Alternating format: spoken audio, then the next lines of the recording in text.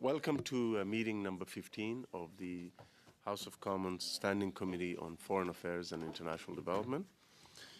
La réunion d'aujourd'hui se déroule selon Today's meeting is taking place in hybrid format in accordance with the regulations, and members can therefore participate in person in the room and at a distance using Zoom. 106.2 and the motion adopted by the committee on Tuesday, September the 23rd, 2025. The committee is meeting to study Canada's response to Russia's illegal invasion of Ukraine. I would like to welcome our witnesses for the first hour. From Save Ukraine, we have Mykola Kuleba, Chief Executive Officer, joining us by video conference. And from the Yale School of Public Health Humanitarian Research Lab, we have Caitlin Howarth, appearing in person, Director of Conflict Analytics. Up to 5 minutes will be given for opening remarks, after which we will proceed to rounds of questions from members of the committee. I now invite you, Ms. Howarth, to make an opening statement. Welcome. Mr. Chairman and honorable members of the committee, thank you. My name is Mykola Kuleba. I want to express my gratitude to the Canadian government for taking this issue seriously and the support that you already provided us, including your visit to our Save Ukraine Center in Kyiv, Mr. Chairman, which gave many people feeling of courage and solidarity. Thank you for giving me the opportunity to speak about one of the greatest child trafficking crimes in modern history, Russia's systematic abduction, indoctrination, and militarization of Ukrainian children. Before I begin, allow me to share a brief personal reflection. I'm 26 years in child protection, but nothing could prepare any of us to a state-run machine designed to erase a generation. That is why Save Ukraine is bringing Ukraine's children, stolen children, home and helping them heal. As you know, Save Ukraine is the largest organization rescuing Ukrainian children from Russia and occupation, and to date, more than 1,000 children have been brought home after their separation with their families, trafficking, military camps, and threat to lose their identity. Everything I want to describe in a moment is directly documented from the children as they escape from the occupied territories and after they receive a trauma counseling. Russia has descended a new iron curtain across the world, trapping more than 1 million Ukrainian children behind it. Inside this system, Moscow pursues two strategic goals.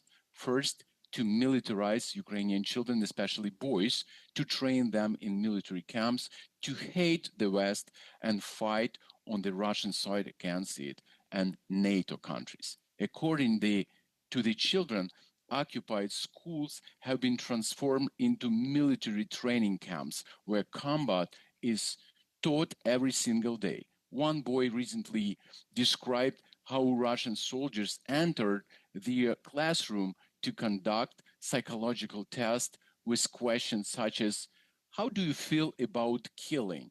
Are you ready? Do you enjoy hitting? When one boy refused to answer, he was told, we will take you first. You will serve on a submarine. This is unfair on children who should be studying and playing, not imagining what it means to take someone's life. Across Russia, Belarus, and the occupied regions, boys as young as 8 are sent to so-called patriotic camps and cadet academies. There, they assemble rifles, throw grenades, manage drones, dig trenches, practice storming buildings, and march under Russian flags. They are taught that NATO is the enemy and that war with its member states has to happen. One boy told us after his rescue, they said our job is to prepare first to fight Ukraine, then the West. Now about girls. Russia's clear intent is to push Ukrainian girls into become mothers of soldiers, a demographic weapon meant to replace Russia's battlefield losses and to serve its long-term imperial strategy. Look at materials in front of you. Let us pause for a moment so you can absorb what is being told to children. Girls and women in the occupied territories are forced to give birth as early as possible so their children can be absorbed into Russian system, designed to control girls' bodies and turn motherhood into tool of war. Mothers are forced to take Russian citizenship, refusing often bring inhumane and illegal consequences. One 19 years old mother told us that during labor, she was denied a C-section until she agreed to take Russian citizenship. After giving birth, she was forced to register her baby with a Russian birth certificate under threat that she would not be allowed to leave the hospital with her newborn. It is aimed to trap them both illegally inside Russia and to block evacuation to any third country. Through the documented stories of the children we rescued, we clearly see that this is not the isolated incident. This is a deliberate policy. That scale of this crime is staggering. More than 19,000 children officially confirmed as abducted. U.S. intelligence estimates that the real number may exceed 260,000. Over 1 million Ukrainian children remain trapped under Russian control with no legal path home. This is the largest state-run child trafficking and re-education program in Europe since the Second World War, and it expands every month. And today, no official international mechanism exists that is capable of rescuing these children. The Underground Railroad, which Canada provided safety for, now operates by Save Ukraine and unfortunately remains the only way to extract kids. Our rescue mission have brought back over 1,000 children out of the approximately 1,800 who found their way home so far. These boys and girls were held in camps, Russian orphanages, foster families deep inside Russia or trapped behind occupation lines. And Save Ukraine not only rescues them, but provides comprehensive medical care, trauma-informed rehabilitation, education, and reintegration into their families or foster communities. Canada is the global leader on this issue among 44 countries united in the Bring Kids Back initiative. And Canada helped us track over 4,000 devices belonging to forcibly displaced children, compile 800 full profiles, and directly facilitate pathway to rescue 200 of them. I want to be absolutely clear. This is not only a Ukrainian issue. This is a global security issue. And today, Russia spends more than 1.5 billion on propaganda worldwide. According to the Russian State Duma's approved budget, 92 million is allocated for patriotic upbringing. Nearly 13 million goes to UNARMIA, the largest military youth organization preparing children for the Russian army. And 212 million goes to like a Soviet pioneers movement. Thank you. Mr. Kuleba, I have to please ask you to conclude because we're over the time for the opening statement. Yeah. Thank you so much. Thank you. Thank you very much to Mykola Kuleba, Chief Executive Officer of Save Ukraine. I was actually in Ukraine last year in my previous role, and I saw firsthand the work of Save Ukraine and your team and all the children, some of the children that you had rescued. So thank you for that. I now invite Caitlin Howarth to make her opening statement. Welcome. Mr. Chair, honorable members of the committee, and of course my esteemed colleague from Ukraine, thank you so much for the opportunity to appear today. My name is Caitlin Howarth, and I'm the Director of Conflict Analytics at the Yale Humanitarian Research Lab, a dedicated team that has become a pioneer in using open source investigations, and satellite imagery to monitor and document war crimes and grave violations of human rights. We are proud to have supported domestic and international accountability efforts both in Ukraine and Sudan. Findings from our investigations are preserved to evidentiary standards and produced with rigorous data responsibility protocols.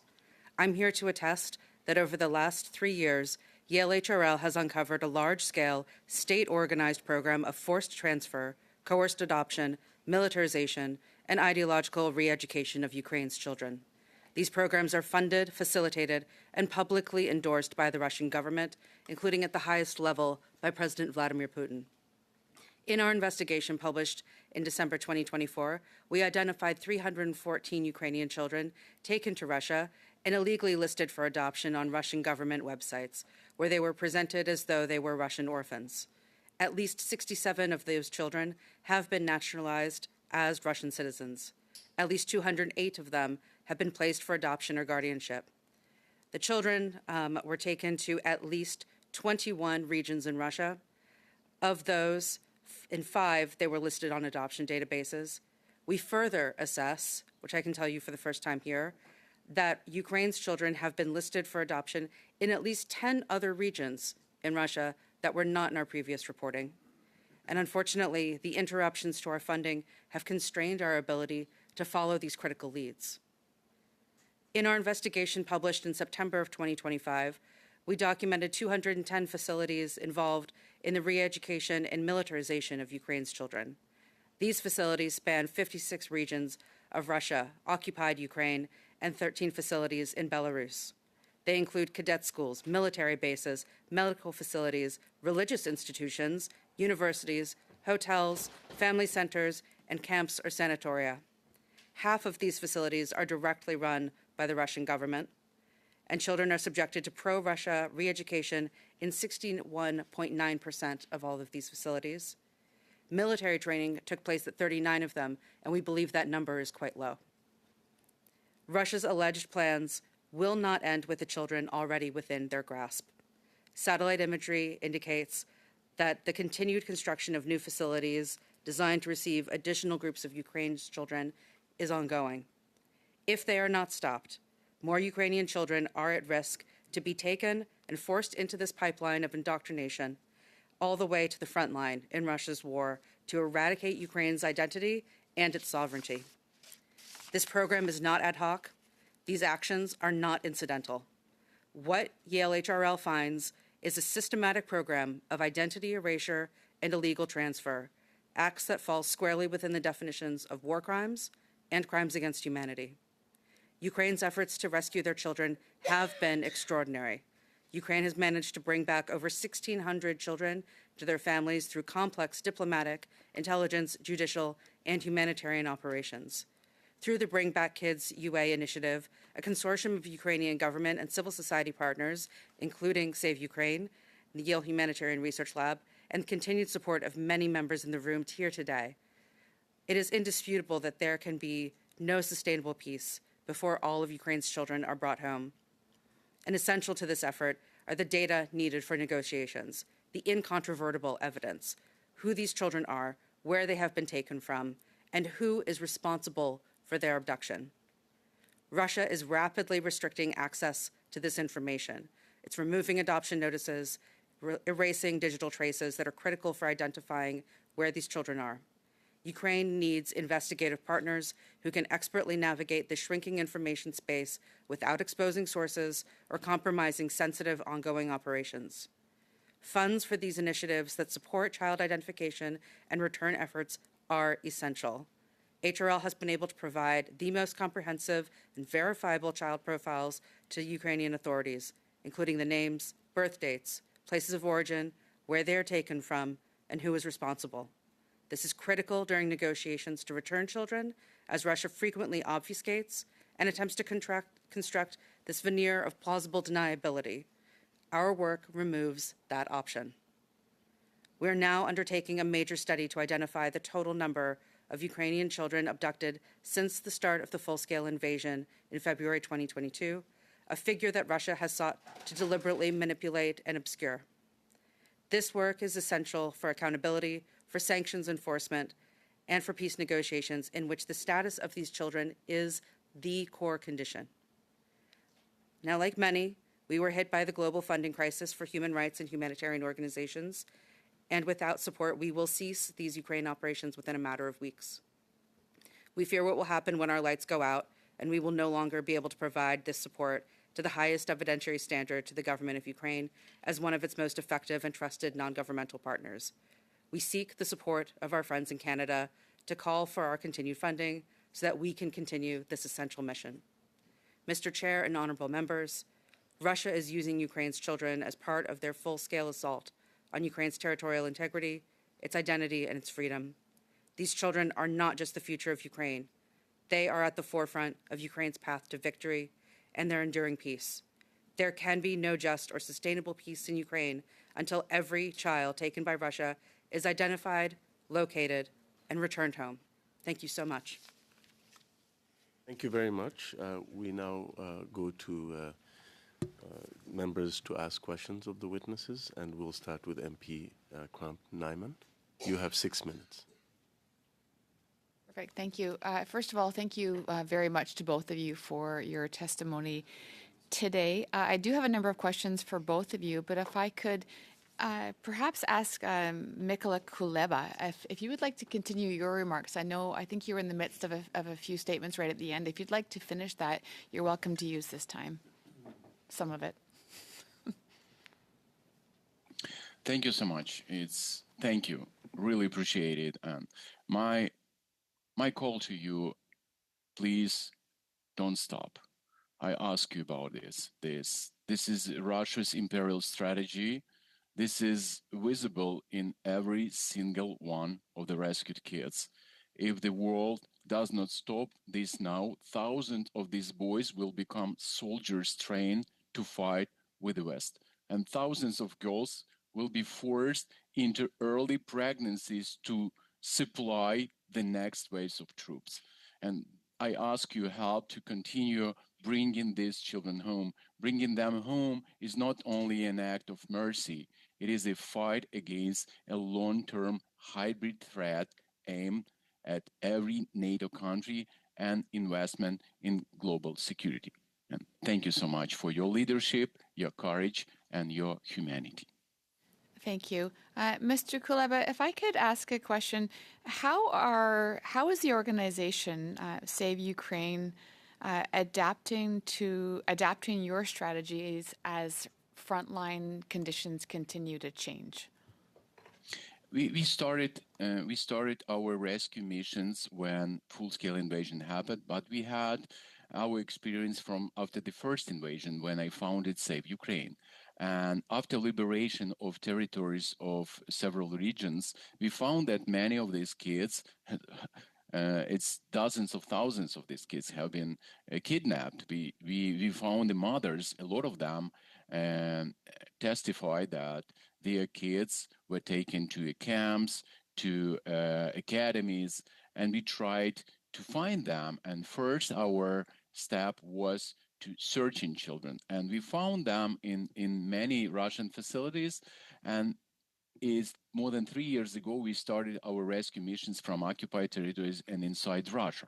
But it was possible that time to bring back 5 or up to 10 children, and we started. But then Russia banned any rescue, and even if you're a mother of a kid and go inside Russia and tell on the border that you want to take your kid back home to Ukraine, you will be immediately deported and banned to come to Russia for the next 20 years. That's why when we searching these kids, we build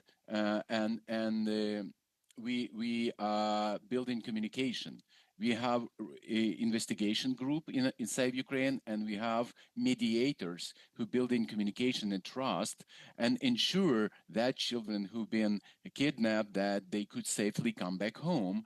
And we cannot tell them a lot, but we have their friends, we have their relatives who can connect and tell that no, it's not Nazi in Ukraine who will kill you. It's not NATO soldiers who will kill you. You can come back and safely live in Ukraine. And through this, we can ensure children come back, and then we, through our underground railroad, we are rescuing them. I cannot tell you details because many of confidential things, but we have even children from Russian foster families, Russian institutions, Russian military academies, even from Russian army. Yeah, Thank you. yeah, Thank you for that. thank you. Caitlin, if I could pass the torch to you and have you speak on, well, first of all, thank you for all of your work. I heard a presentation from, I believe it was one of your counterparts when I was at the PACE Assembly, and he spoke to this at great lengths, and several months ago, it was the end of the summer when he also spoke the concern for the continued funding. But more specifically, if you could, I'm going to share, last week the ambassador mentioned that one of the more difficult elements of kidnapping is what he termed as brainwashing and attempting the Russification of children. So what does this mean practically for the abducted children, and what challenges is that presenting to these children if and when they're returned home? And second, how are we measuring how many are gone, when they're coming home? Is there some sort of registry for these children? So to answer your second question first, unfortunately, no, there is not currently a registry for these children, not one that is centralized, not one that all humanitarian partners are able to contribute to and draw from in a consistent way, and importantly, not one that international law enforcement are able to contribute to and again draw from. This is essential. We need a resource that global law enforcement will be able to access, so that in cases where children are essentially able to escape this system and move on, they may not be moving on entirely within Russia, but they also may not necessarily go back to Ukraine. And so where they end up, what happens to them if they are ever brought coercively or not to another country, their case needs to be accessible, their identity needs to be accessible to them. And given the extent to which Russia is going through its measures to comprehensively erase their identities, the ability of adoptive families to completely change their names, to change the origin of their birth entirely, it's crucial that this information be established and that registry be created. To your first question on the level of indoctrination and how insidious that is, I do want to acknowledge that this is an area where my colleague Mikola has done such outstanding work, as have the team of psychologists and social workers who he works with. The damage that is done, particularly to the children at the younger ages who have been swept into the system. We're talking about 1.6 million Ukrainian children that are under Russian occupation. And the impact, the level of impression that can be made is so strong, particularly when an opportunity is made when the child is traumatized. And that is the first thing that Russia has created here. It's created the opportunity for a trauma bond with the perpetrator of the crime. And then it works to expand that by filling the space with the propaganda, with the indoctrination, and saying, now you have a new home, you have a new mother, and that mother is Mother Russia. And this is what is so dangerous. Thank you. Next, we have MP Anita Vandelbeld. You have 6 minutes. Thank you very much, both of you, for such incredibly compelling testimony. I note that we heard similar testimony in the subcommittee on international human rights, and I believe, Mr. Kuleba, that you also testified at that. But we heard from some of the children and their parents, and it is absolutely heartbreaking. You used the word insidious, and I think that is, there is not a strong enough word for weaponizing children against their own families and heritage. And what I'd like to ask, I'd like to start with Mr. Kuleba, is we also heard that this isn't completely new. This is something that started even in 2014 in the illegally occupied regions, and that those children, who now, of course, are even older, are actually being forced into, or coerced into being in the Russian military, fighting their own people. Is there a precedent there where we can see what the progression is? And If so, what can we do in terms of trying to prevent more of this from happening? I'll start with Mr. Muleka, and then I'll go to you, Ms. Howarth. Thank you. You're right, because the number of children who were conscripted is growing. I just tell you one example. Before my trip, I talked with the one soldier, and he told me that it was a battle, and it was many Russian soldiers killed, and they collected their documents just and bodies, and one body was in document for 15 years old boy. It's in Russian military uniform. They're using child soldiers. After huge indoctrination and brainwashing, they instill hatred toward NATO. And if you will go to Ukrainian prisons now for Russian captured soldiers, every sixth of captured Russian soldiers is from occupied territories. So many of them is young adults. And they will, if you ask them, who you fighting, with whom you fighting, they will answer with NATO. They 100% sure they are fighting with NATO soldiers. And when we questioning our kids who've been rescued, and they telling us that it's not a schools in occupied territories, it's a military schools. Every day Russian soldiers coming and train us. And can you imagine that hundreds of thousands children, not only in occupied territories, in Russia? You can read Russian history books, and you will find that what is the Canada, what is the West, what is the United States is the enemy. Like in Soviet Union, I grew up in Soviet Union. I read these books in Soviet Union, but it's new era, but it's huge indoctrination of children. And they're preparing these kids for the next stage of war with the West.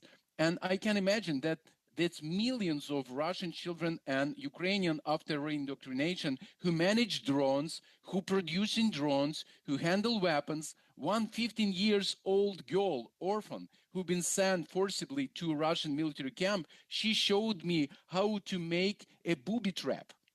And it's kids who are creating booby traps, handle and weapon and manage drones. And soon they will grow up and they could flow to Western countries. Having this hatred towards the West and managing drones, it's new technologies. Believe me, it will happen. That's why we should act now to stop Russia, to deprogramming these kids. What first we're doing in our rehabilitation center, we have deprogramming programs for them, because many of them did not know that Ukraine exists, because they learned in this new Russian school that Ukraine not exist anymore. I can tell you tons of stories about this. You and it's every parent and every person's worst nightmare. I would like to give it to Ms. Howarth also to answer that. I think that to me, this is a twofold challenge. We watch, in addition to monitoring everything that's going on with the children, we are also looking at other levels of atrocities that are going on in the war. The level of criminality here, I think, is so profound, because what you have are children who are being taken hostage, being indoctrinated, and being taught not only to fight against Ukraine, not even being taught to fear at like a superhuman level, but also to potentially to inform on their own families, to give up information on neighbors, to tell Russian authorities, occupation authorities, if a friend of theirs is joining a Ukrainian school at night online, which can have dramatic and life-altering consequences, where that child will be taken from their parents, and their parents may not necessarily be seen again if they're thrown in jail or otherwise face other consequences. So the cruelty here is insidious. Really isn't a good enough word for it. But this is also why we have the rules of the laws of armed conflict and the Geneva Conventions that we do. The line stops at our children. They are not to be weaponized in war. And that's why we are calling for the global community to say, this is too much. We have to pull back. Do we have time left, Mr. Chair? We are over the time. Thank you. We will next go to MP Ziad Abul Taif. You have 5 minutes. Oh, sorry, Alexis. Sorry about that. Monsieur Duceppe, vous avez 6 minutes. You have 6 minutes, sir. Thank you, Mr. Chair. So thank you to the witnesses who are with us for this very important study. It's very good to find you again. We have met before in the past. Mr. Kuriba, could you describe the most serious barriers that you run into when it comes to trying to find and bring back the Ukrainian children who have been deported to Russia?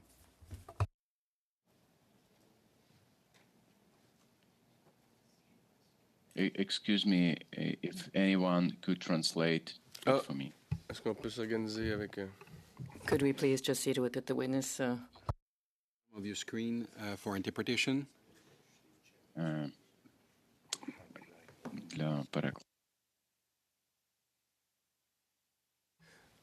Est-ce que vous m'entendez en français maintenant? En Can you anglais? hear me now? Are you able to hear the interpretation in English? OK, parfait. Donc, je vais recommencer. On va Wonderful. recommencer. So I'll start over again, and my time will start anew as well. Thank you for being with us. I was saying it's very nice to see you again. We've met before. Mr. Kuleba, I would like to know what the principal barriers that you face are when you try to locate and bring back Ukrainian children who've been deported to Russia. Thank you. Thank you. We have a lot of barriers because, first of all, as a Ukrainian relative of any kid, you will not be able to come to Russia. It's very hard, and you cannot tell that you want to take your kid back to Ukrainian side.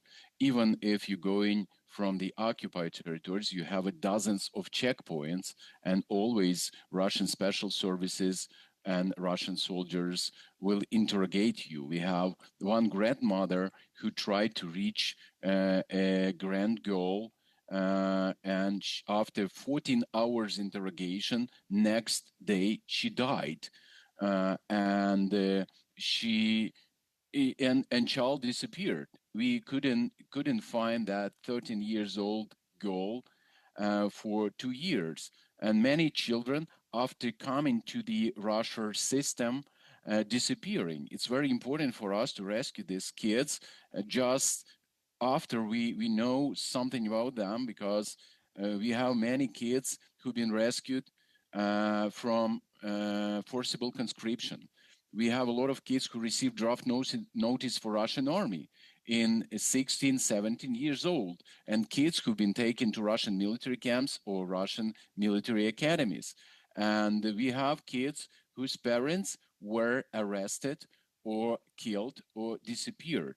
These kids not only with a huge trauma, but these kids who've been entrapped in Russia, and they had no hope. That's why it's so important to find them. But you can find in new Russian legislation that everybody should be registered in Russian system, not only receive Russian citizenship, and to use official Russian internet. And through the official internet, Russian special services control every your step. They control every your photo in your phone, every your call.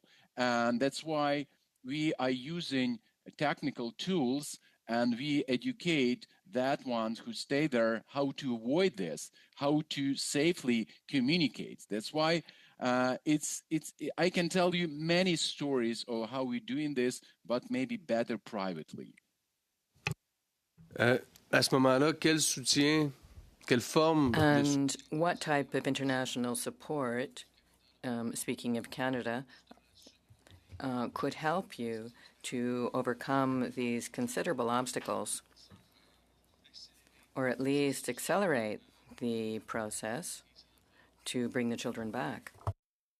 Yeah, as I mentioned before, and we are so grateful for Canada's support, because Canada, among 44 countries, was the first and only one who supported Save Ukraine Underground Road to find and rescue physically rescue abducted children and children who've been militarized from Russia and occupied territories. And we have this experience, and it helped us to rescue 200 kids. From that, more than 1,000 kids have been rescued by us, but it's great opportunity. And together with Canada, we are working with German government who helping us provide rehabilitation of these children, with the Netherlands government who provide us support for rehabilitation and daycare for children with disabilities, with the Belgian government who provides support for a special program for children who experience sexual abuse.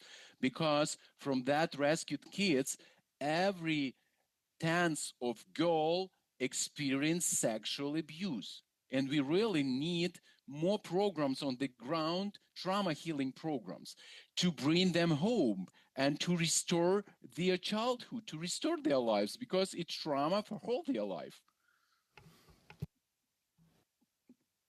Madame Howard, vous avez étudié, je pense. Ms. Howard, your laboratory has studied, I believe, over 210 facilities that are working in this forced transfer of children. What are the what's the best evidence that the Russian government is an actor in these crimes against humanity?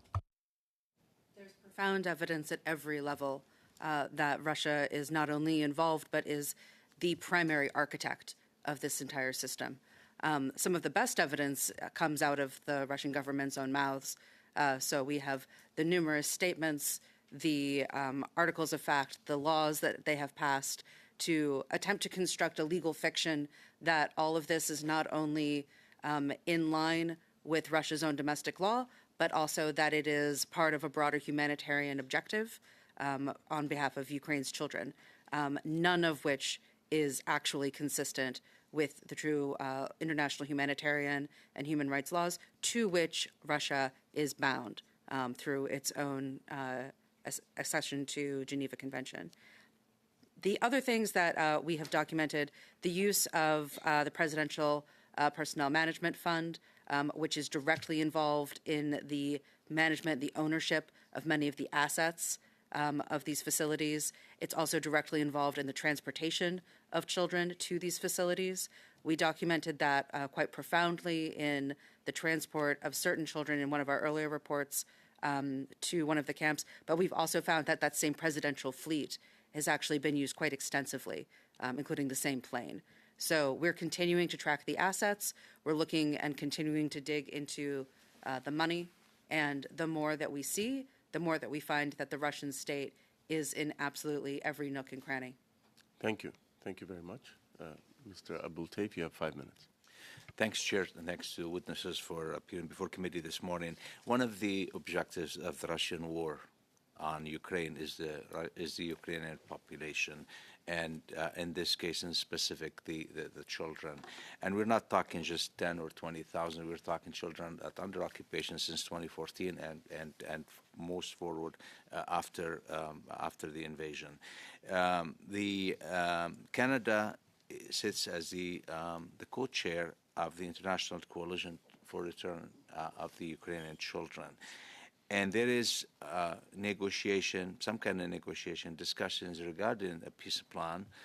And we know that this is going. I know that Mr. Kuleba touched on some confidentiality when it comes to some of what's going on behind the scene, but will be, I think, beneficial for this committee to learn on where the return of the children fit within the peace discussion that is going on. I'll start with you, Ms. Howard, and then I would love for also Mr. Kuleba to weigh on the same question. Thank you. Question when it comes to the peace negotiations. The children are fundamentally the tip of the spear when it comes to establishing the human dimension of the war. So when it comes to the 28-point plan that was put forward in recent days, there's been much to be said about the lack of humanity in this plan, treating Ukraine's land as if it is completely devoid of actual human beings, when we know that these are very real decisions that would impact the lives of well over 1 million children, to say nothing of their families. We know that this impacts Ukraine's future in a massive way. The reality is that if Ukraine's children did not matter, Russia would not be so adamant about trying to take this issue off the table. They are constantly working to muddy the waters, to inject more disinformation into our facts and our figures, and to try and disappear information. If this didn't matter, if accountability to this were not an issue for Mr. Putin, then, frankly, we wouldn't be seeing this be so effective. But it is. Ukraine's children will take us out of this war. Mr. Koliba. Thank you. And as you mentioned about the impact of this war, and I, as a children's ombudsman, I monitored situation with the children for the first invasion for 7 years on that position, and we lost for 11 years almost a half of all children's population. We lost them because now they live all over the globe, and more than a million children are being held hostage because of the occupation of territories. And now we have, for one burned children, 3 people died. It's a demographic crisis in Ukraine. And in this peace negotiation, my thoughts about it, that what should be included in peace negotiation, that a program should be implemented to identify children and families living in the temporary occupied territories and displaced to Russia with the aim of their reunification and repatriation. Ukraine officials should be provided with complete information on all children, all Ukrainian children, citizens of Ukraine who are under 18 years old of the age before 2022, February 2022, for their identification. Access will be provided to an independent hotline and services on repatriation, humanitarian and other types of assistance. If necessary, children will be given the opportunity to restore citizenship and receive appropriate compensation for violated rights. Thank you. Well, thank you. Also, Mr. Kuliba, you mentioned that probably people like you cannot be entering Russian territory to even ask or investigate. But the international coalition must have had an opportunity to do that. Would you be able to brief us on what the activities that is going around that, and if there's any hope that this will get anywhere, as far as at least understanding the destiny of these children and what's going on? I don't want to be pessimistic, but I participated in Minsk negotiation as a children's ombudsman, and we negotiated with Russia about children. And outcomes is 0. Nothing happened. I don't believe that Russia will bring any kids because every child testify about war crimes, every child. That's why it's not in Putin's interest to give any kids back, because it's a huge crimes. It's crimes against humanity and war crimes. That's why Russia turning them into Russian children, into Russian soldiers, and the clear intention in a late Ukrainian identity. It's clear. That's why only pressure of countries like Canada and your allies can support us, first of all, to receive appropriate information about all of them, and then to help them to reunify with their families and brought them back. Thank you very much. Yeah, thank you. Thank you. We next go to MP Bill Blair. You have 5 minutes. Thank you very much, Mr. Chair, and thank you to both the witnesses for your very compelling testimony and your expertise, which I think can be very helpful to us.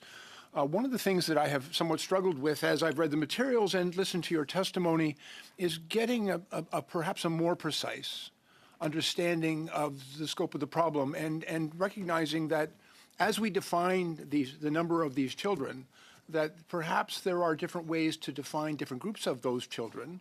And I may turn to you, Ms. Howarth. For example, we are aware that in June of this year, Ukraine provided a list of 339 unlawfully deported children to Russia and sought their immediate and unconditional return. But we've heard a wide range of numbers here, and so perhaps you could assist us in having a better understanding of how we determine the precise nature of the challenges we currently face. This is the question.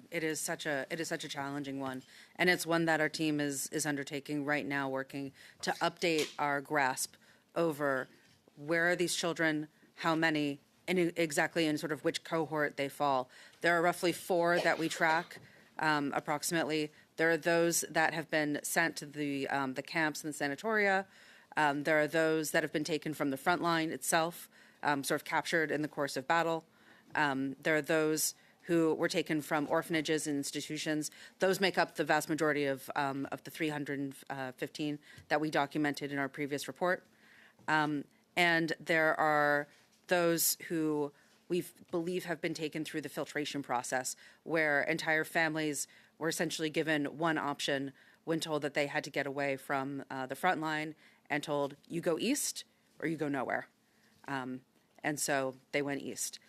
It's those children in the who may have been separated from their families through filtration that we believe may make up such a huge number, ultimately, of children that have been taken into this system. And Russia's own figure that they've put on this of 700,000 Ukrainian children in Russia, we believe is largely made up of that figure, who've come through filtration at some point, families that have relocated. But our biggest concern here is ultimately to do with, it's the lack of transparency. It's the lack of any kind of process, any kind of insight into Russia itself, because they allow absolutely no international access.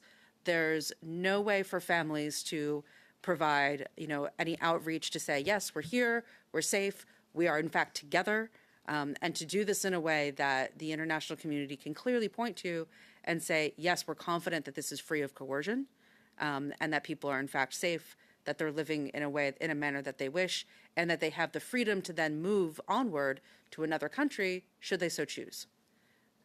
Thank you very much. I have another question, and the context for this discussion is rapidly changing, as we're all aware. And for example, the 28-point peace proposal that the United States initially offered, and now I know is under considerable discussion. At Provision 24, they talked about a humanitarian committee being established to resolve outstanding issues, which include the return of all remaining prisoners and bodies exchanged on an all-for-all basis. But it speaks specifically to civilian detainees and hostages will be returned, including children, and a family reunification program will be implemented. This is made much more complicated by the fact that there are certain territories that are now occupied by Russia that may be, through this peace processes, ceded to Russia, and therefore children who were taken from those now areas, depending on how the eventual process resolves, their status could be also changed fairly significantly here as well. So I'm wondering, how do we thread this needle, and what role would you see? First of all, the importance of data and information to inform this discussion. I think what's one of the things that we are looking for is we want to make sure that we, as rapidly as possible, are able to concretely say, here are the numbers that we believe Russia has actually fully ingested. Here are the number of Ukraine's children that we believe they've built dedicated capacity to indoctrinate. Because as we've said, it's not just a question of programs that Russia has set up for their own children.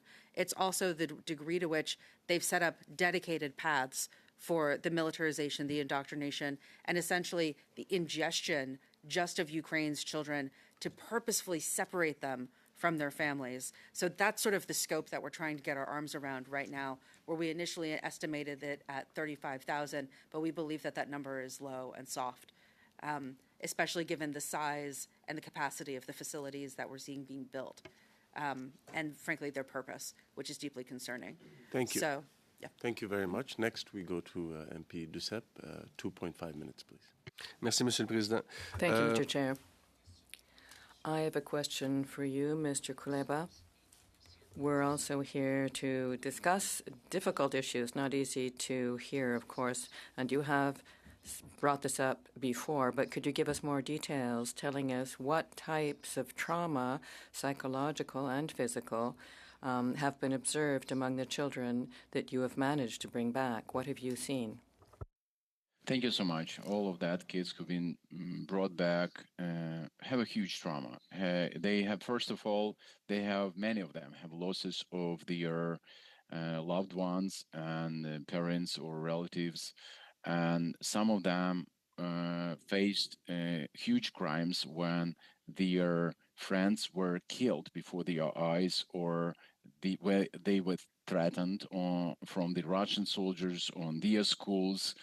Yeah, and it's huge trauma, especially for younger kids.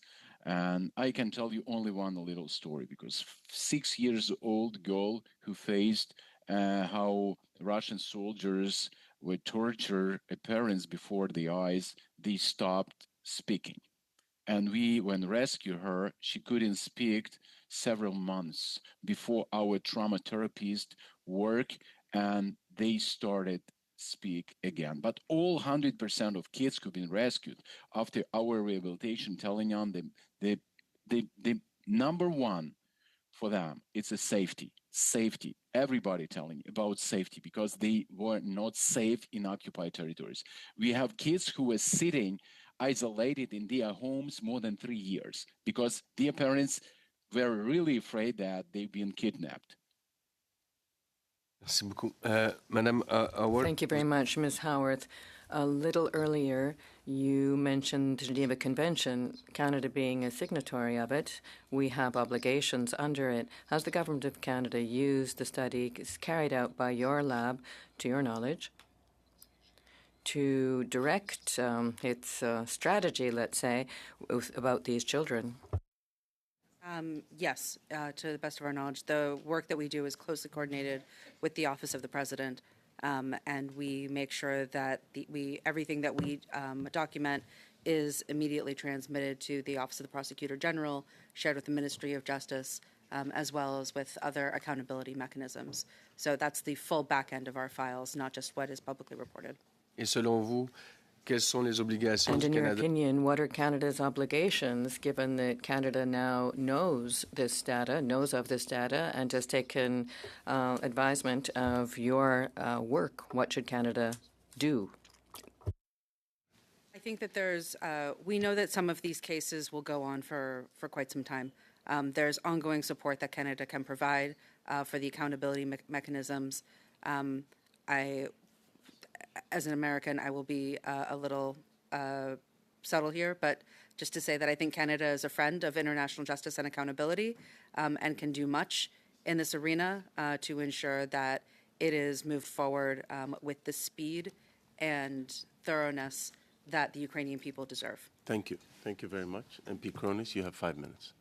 Thank you so much, Mr. Chair. And I just want to thank both witnesses off the top. It's just you've both provided such informed and thoughtful testimony about such a sensitive and painful topic for so many of the people that are watching at home or of Ukrainian descent in Canada. One of the lenses that I'm coming at this from is from my position sitting on the Human Rights Subcommittee of this committee, which I think both of you have appeared before on other occasions. And, you know, when I was preparing for this morning, I actually reviewed the 3 press releases that I could find that were issued by the Human Rights Committee.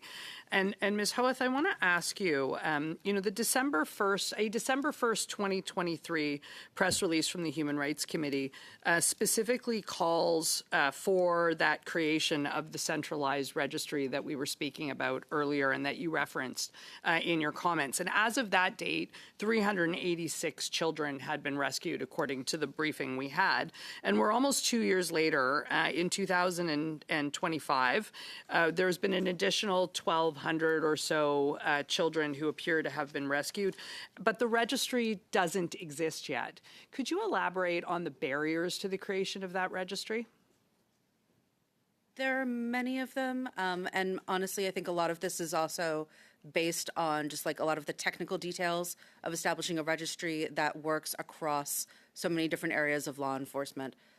We've been pleased to work with Europol on sharing our backend data, and we believe that the Europol sort of common system, working as an information clearinghouse for international law enforcement, is an excellent one, as it's already essentially an established mechanism with a set of tools and sort of protocols that that various law enforcement can already abide by and have agreed guidance for.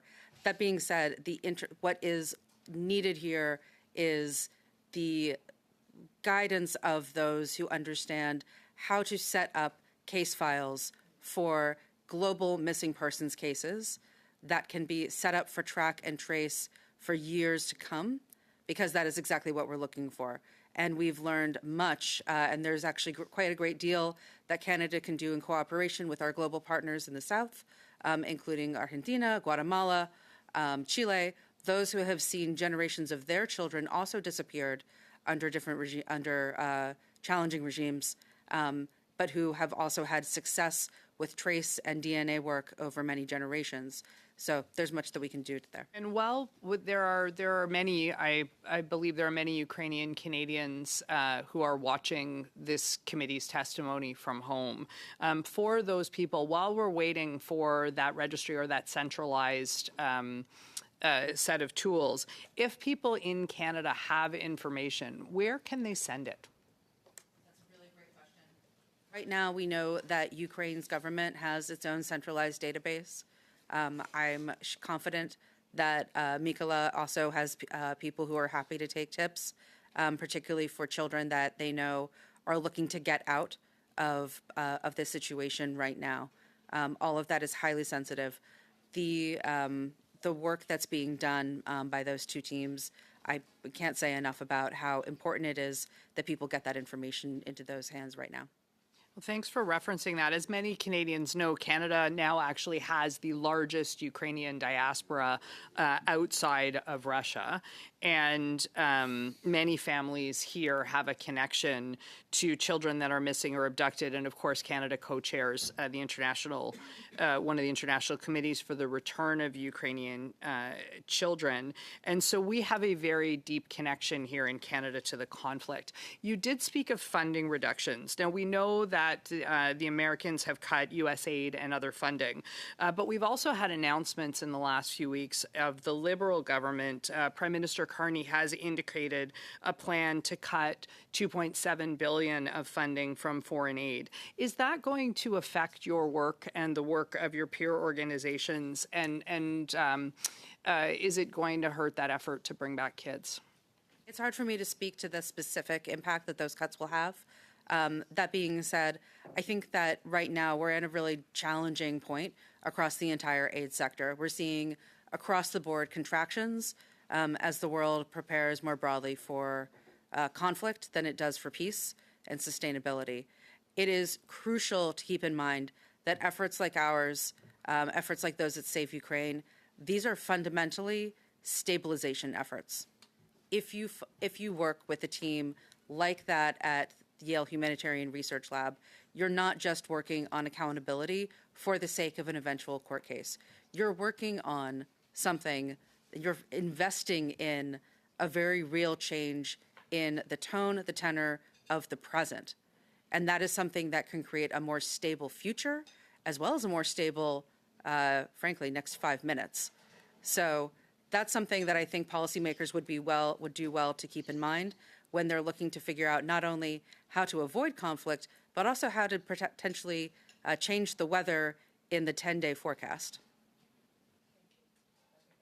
Yeah, yes, absolutely. Next, we have Rob Oliphant to conclude this round. Just a couple of minutes. Thank you both the witnesses for coming.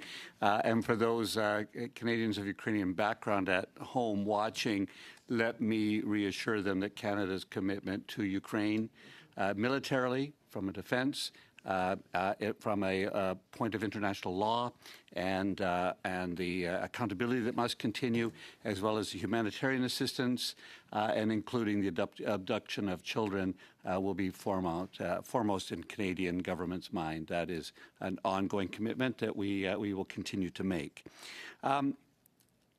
2 questions. Canada continues to co-chair with Ukraine the coalition on the return of abducted children. I believe there are about 40 to 45 countries that now have signed this. What does signing mean, and what can we expect of our partners to actually do? And how can Canada call on more than a signature, but activity? Do you have suggestions, either of you, for that? Excellent question. I think that there's so much that Canada is already doing in its leadership role, not only as a convener, but also as marking the critical nature of its government relationship with this massive diaspora, the Ukrainian-Canadian diaspora. In this manner, I think that Canada actually illustrates a couple of things that are really important. One, that as an American, I'm also very mindful of these days, which is how we treat the stranger, how we welcome them into our community, and the mark that makes, the difference that makes even for the accountability work that actors like I are trying to do, but also for, again, the broader stabilization impact that can happen around the world. That is a leadership message that can be shared and exemplified across that broader coalition, to think about what can happen, how other signatories can do more, perhaps think more about the kind of environment that they want to offer at home, and how they can perhaps be a little bit more Canadian in their approach. So I hope that provides some guidance. Thank you. As an American, you're always welcome here. Thank you. Mr. Kluba, do you want to add anything to that? Yeah, thank you. As I mentioned, Canadian government provided support, and we was able to find kids and rescue 200 of them and provide trauma healing program. And it's great chance for us in future to rescue more kids if Canadian government will provide more support for us. And we are so grateful Ukrainian diaspora in Canada and Canada Ukrainian Foundation and Ukrainian Diaspora Organization, Ukrainian Canadian Council, and all of this organization providing support and trying to find any possible ways to inform us, to donate, to help with the trauma healing programs. That's why Canada is leading, and I asking you to stay on the same position and do more, because through this we can rescue more Ukrainian children and bring them home. Thank you. Thank you. That's good. Thank you very much. Thank you to both witnesses for your appearance before the committee. We will briefly suspend the meeting to prepare for the next panel of witnesses.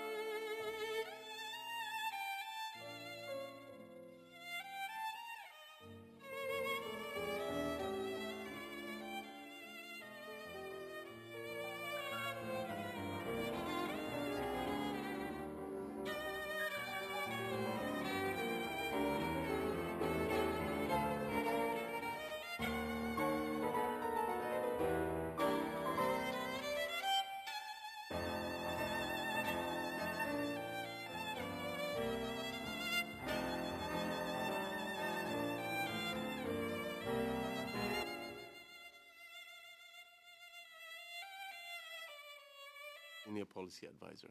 Welcome to both. 5 minutes for opening statement. Mr. Ihor.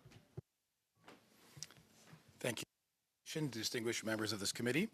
I'll be reading our statement, and then Otis will help me with the questions and answers. So, almost 1,400 days ago, on February 24th, 2022, Russia launched a full-scale invasion of Ukraine. For more than 3 years, Russia has been committing genocide, attempting to annihilate the Ukrainian state and destroy its people. The Ukrainian people have for 3 years courageously defended their own freedom and the freedom and peace of Europe.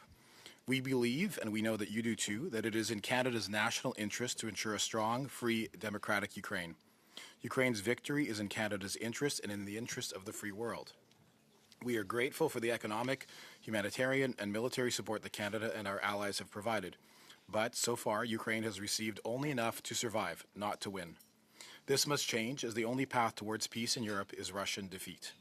Whether or not a peace plan is adopted this week or next year, Russia will not abide by its terms. Therefore, military defeat of Russia is the only option. Russia has violated every single agreement and treaty it has entered into. In 1994, when Ukraine was pressured to give up its nuclear arsenal, Russia, the US, and the UK pledged to protect Ukrainian sovereignty. None of the signatories of the Budapest Memorandum have lived up to its terms, and there was a failure to respond to Russian invasion of Crimea and the Donbass. The full-scale invasion of 2022 shocked the world. Even when the 3-day special operation failed abysmally, there was reluctance to let Ukraine finish the job. Ukrainians do not ask for our boots on the ground. They ask for weapons to do the jobs themselves. Since January 2025, the calculus has changed dramatically. The entire world is recalibrating as a result of our capricious neighbor to the south. Canada has been forced to fortify our economy and our defense sector. The recently passed budget reflects increased spending on defense in line with our NATO commitments, and Canada can now prioritize joint ventures with Ukraine's world-class defense sector. We should invest in partnerships that provide a win-win. We should invest in what is good for Canada, but it can also be good for Ukraine. For example, the proposed production of Gripen fighter aircraft in Canada would create thousands of jobs, but also help produce the aircraft destined for Ukraine. We therefore encourage Canada to focus on 3 policy pillars. First, strengthen defense ties to increase the delivery of military assistance to Ukraine and increase joint production. Second, strengthen commercial ties to increase support for Canadian private sector investment in Ukraine, including domestic energy production increase to replace Russian energy. Thirdly, to defend shared values to make Russia pay for its aggression by working with allies to seize the $300 billion in frozen Russian assets and make them available to Ukraine. We need to increase sanctions on Russia in the energy sector, which continues to fund their war machine, to support the prosecution of war crimes and crimes against humanity, and endorse the Special Tribunal of Crime of Aggression established by the Council of Europe. In taking these steps, the Canadian government will have the strong support of the public. Recent polling showed that 77% of Canadians support stronger sanctions on Russia, 70% support seizing Russian assets, and 65% support increased military in training. We stress the urgency in moving as quickly as possible to increase support to Ukraine and increase pressure on Russia. Just this week, people have been killed, 35 in Ternopil, yesterday 4 in Kharkiv, today 2 in Dnipro, overnight 7 killed in Kyiv. These Russian attacks on Ukrainian civilians occur every night. Unable to defeat Ukraine on the battlefield, Russia is terrorizing the Ukrainian civilian population to make towns and cities unlivable. Russia's depraved attacks include targeting innocent people, including children, in their homes. These are war crimes and crimes against humanity. Finally, a short word about the so-called U.S. peace plan that was leaked, most likely by Russia, to the press last Thursday. The 28 points of this plan amounted to, should they have been accepted, a Ukrainian capitulation. The UCC agrees with the position of Canada and our allies, who were united, and underlined the point that we are clear on the principles of borders not being changed by force, and concern on the proposed limitations on the Ukrainian armed forces, which would leave Ukraine vulnerable to future attack. It's our position, as the Ukrainian-Canadian Congress, that Canada and our allies must increase pressure on Russia to force them to stop their invasion of Ukraine. We believe that putting pressure on Ukraine, as the U.S. administration has been doing, only emboldens Russia and makes peace less likely. Appeasement will not lead to peace. Occupation is not peace. It appears in the days since the so-called plan was published, negotiations have begun between the U.S. and Ukraine. As many of the components of the peace plan are within the purview of the EU and NATO, it is critical that they are also at the table. We welcome your questions. Thank you. Thank you very much for your remarks. We now open the floor to questions from colleagues, beginning with MP Ziad Abul Taif. You have 6 minutes. Well, thanks for appearing before committee and welcome again. And the question is the Ukrainian diaspora in Canada is very important, very influential, and has been very active since the invasion, and even since 2014 when the first invasion against Crimea. What role the community is playing to help releasing those children, or to help at least addressing this issue properly for the Canadian public? It is very important to educate Canadian public about what's going on. We're not talking 5 or 10,000. We're probably talking millions plus children since 2014, and some under the occupation of Crimea and the new territories that have been taken by Russia. So the role of the community is important. Will be, I think, important for this study to brief us on the role of the community. Thank you. Thank you. And we were pleased to see the witnesses that you had preceding us. I think the community has taken two important roles. First, to publicize and promote and inform Canadians, all Canadians, of this issue, whether it's in the media or in our local communities, working with other ethnocultural communities, Canadians at large, to make sure that people understand. There are a number of films, there are a number of public speakers. The second thing is more direct support, as was mentioned by Mr. Kuleba, the Canada-Ukraine Foundation and other organizations which are funded by our community members, but also by Canadians at large, are supporting the direct efforts of these organizations and engaging in fundraising and efforts to make sure that they can increase their capacity. The one of the biggest problem in this for the children is, or the biggest challenge is what Russia is doing to change the mindset, the belief, and the way. I mean, even as far as the parenthood. I mean, these kids will be told that, you know, this is your new mom, this is your dad, this is new nationality. And we all know that I really like to reemphasize this point that one of Russia's objectives of the war is the Ukrainian population.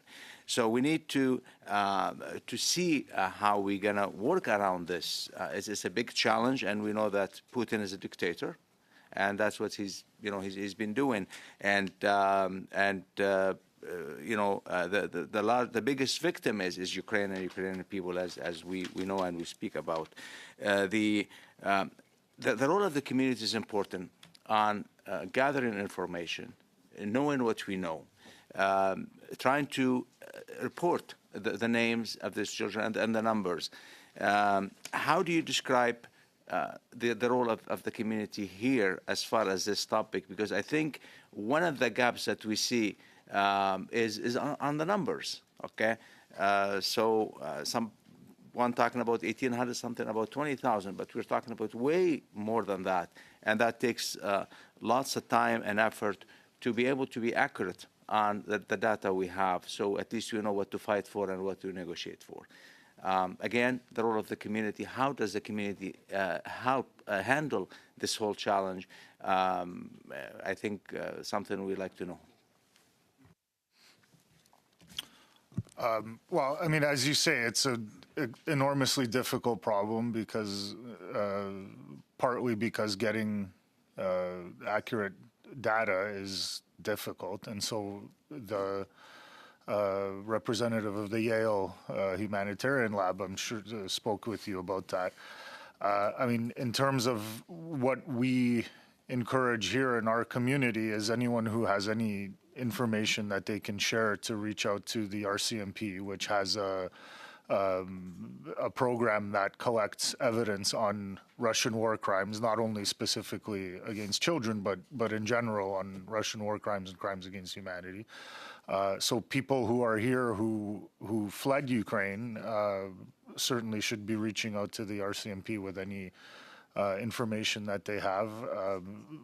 Mr. Kuleba's organization, as Ihor mentioned, is supported by the Canada-Ukraine Foundation to do a lot of its work. But yes, this is a incredibly difficult issue to address because these kids are abducted and either in Russia or in occupied territories.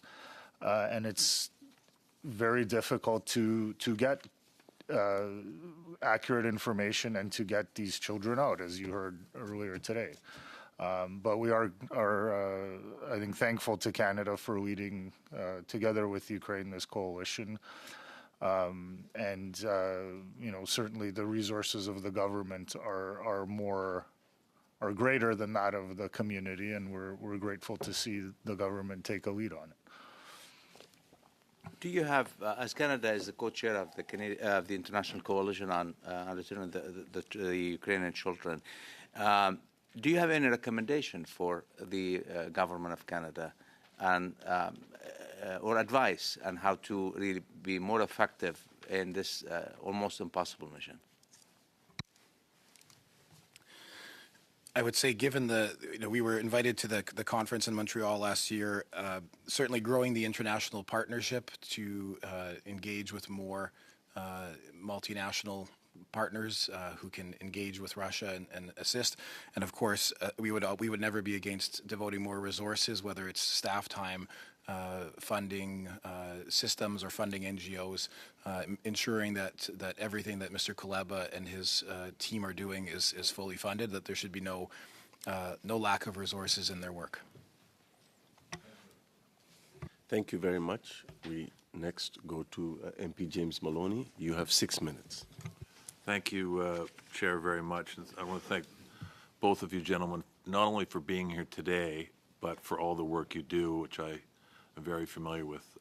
Without the two of you and your entire organization, the Canadian government would be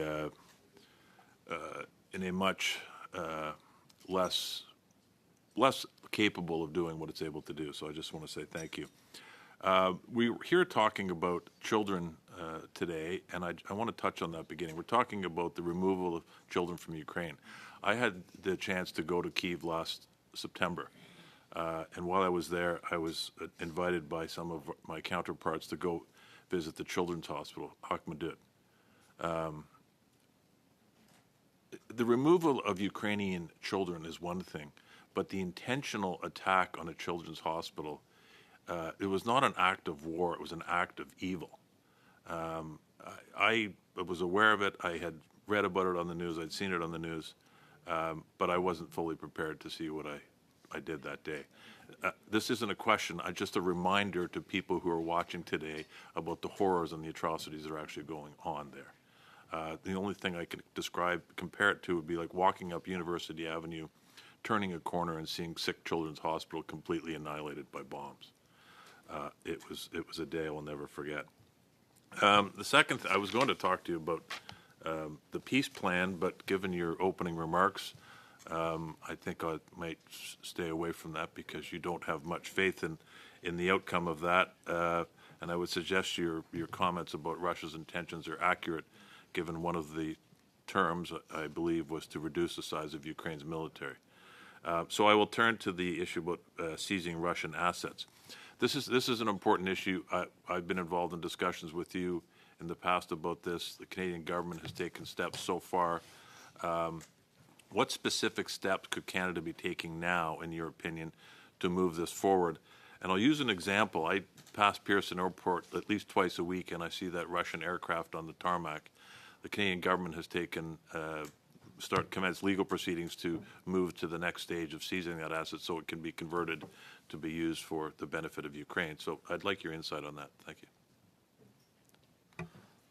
So from what we know, there is relatively small amount of Russian assets frozen in Canada. But what Canada can do is move to seize those as both an example to the rest of the world and as legal test cases, because the effort to seize the assets that are held in Europe is something that has, to my knowledge anyway, never been attempted before on the scale that I think is coming, and it's over 300 billion in assets held in Euroclear and other European institutions. The assets Canada has, for example, that the government announced that they were going to go after Roman Abramovich's assets that are frozen in Canada. That seems to me to be a good place to start as a test case, and then that can be used by other jurisdictions to seize the assets that are in their jurisdictions. The plane is another example, but this is in some sense uncharted territory for Canada and our partners. And so in our view, the quicker we start doing it, the quicker we can see where perhaps we need, legislative changes or legal changes and how to approach the seizure of what is really the vast majority of those assets are held in Euroclear in Belgium. And so I think Canada, both, again, as an example and as a kind of test case for it, is a good place to start, largely because we know the political will is here to do it, which is not necessarily true of all of our European partners. On the Euroclear piece, is there any time sensitivity to what needs to be done with respect to the assets involving Euroclear? Sensitivity is that Ukraine needs support and needs it quickly. I mean, the other issue is that a lot of these assets are frozen because of European Union sanctions that require unanimity to be rolled over every 6 months and continued every 6 months. And so, so far the governments in Europe who are not friendly to Ukraine, like Hungary or Slovakia, have gone along with continuing to seize those assets, but that's not a guarantee that they will do so in the future. So I think the urgency is both Ukraine's needs and any sort of political situation in Europe that is getting consensus amongst 27 countries is always going to be a problem, right? So there's obviously urgency on the part of Ukraine, but it was the other part. It's the unanimous approach that's needed. Are you aware of any a situation where that unanimous approval might stop anytime in the near future? I mean, nothing specific except the sort of general political direction of a few of the European governments, and also the need to convince the Belgian government that this is something that a lot of the resistance to doing this, a lot of the resistance to the European Commission is coming from Belgium, which where Euroclear is located, and who are, as far as I can tell, worried about any liability that may come to the Belgian government itself. So. Thank you. Thank you very much. We now go to MP Duceppe. You have 6 minutes. Merci, Monsieur le Président. Thank you, Mr. Chair. And I thank the witnesses for being with us. I'll give you a second to put your earpieces on. Thank you so much for that. I won't spend too much time on this, but I do want to get back to the topic. In your opening statements, you discussed recent news in the Journal de Montréal, a Montreal newspaper. The title is Ukraine is about to accept a peace plan negotiated by Donald Trump. I would like to know what your position is on that, your feelings about that, and then we'll get to another topic. Thank you for the question. And as we mentioned, there's day by day, hour by hour changes and negotiations to the various peace plans that are being discussed. What we believe as a principle is that Ukraine must be at the table, that nothing about Ukraine without Ukraine. We believe that Canada and our partners have an important role to adhere to that principle, to put pressure on the American administration as well. And we are concerned about where things have begun. But we are hopeful that with the intervention of the Ukrainian government and with the intervention of allies, that the peace process which Ukraine wants will end up in a favorable condition for it. But we cannot accept that the 28 points that were the opening statement of loss of territory, loss of sovereignty, loss of control over military. Those are not acceptable peace plans for, I think, any of us here. Merci beaucoup pour la réponse. Thank you very much for that answer. The ambassador came recently to our committee in the context of this current study and told us about agreements already in place between, let's say, Ukraine and Denmark for producing drones in exchange for technology from Ukraine. And the ambassador told us that Ukraine is looking for other such partnerships. Could Canada play an important role in that sort of an agreement where Canada would go and learn about new technological capacities and offer production facilities? Does that seem doable, and does it seem like a good idea to you? Absolutely. We all, I think, are increasingly understanding that Ukraine is at the forefront of adapting, in real time battlefield technology, whether it's AI powered or mechanical, or whether it's drone warfare or other. The Ukrainian capacity for innovation is something that we can adapt. I was at the Canadian Security Show this year, and the Ukrainians that were here from the delegation, their tech is far ahead of where our domestic manufacturers are.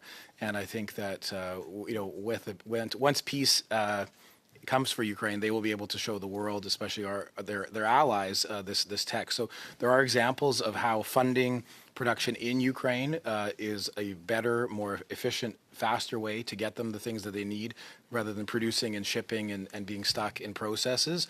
We believe that's a powerful example, but we also think that joint production between Canada and Ukraine is a good economic measure for us to take that technology in partnership and to embrace it here.